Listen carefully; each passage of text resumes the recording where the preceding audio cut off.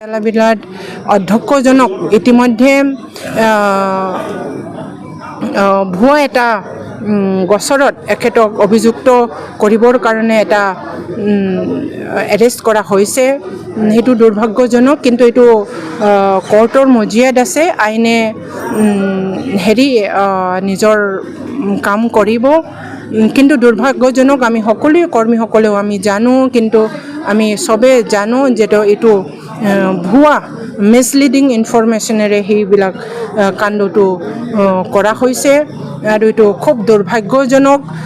এজন অধ্যক্ষ হৈ পেলাই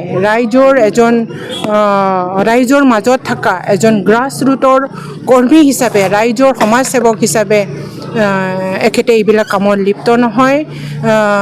কিন্তু দুখৰ বিষয় যে এখেতক এনেকুৱা পৰ্যায়লৈ ঠেলি দিয়া হৈছে। এইটো কোৰ্টৰ মজিয়াত আছে। অতি শীঘ্ৰেই হয়তোবা কোৰ্টে এটা ভাল ডিচিশ্যন দিব, কাৰণ এখেতে কোনো ধৰণৰে লিপ্ত নহয় বুলি আমি পাব্লিকে জানো, আৰু আমি BPF কৰ্মীসকলেও জানে, আৰু ৰাইজে জানে।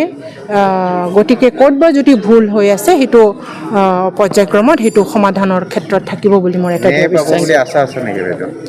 এখেতে যিহেতু সেইটো কামত কোনো পধ্যেই জড়িত বুলি এখেতসকলে কোনো ধৰণৰ হোৱা নাই, গতিকে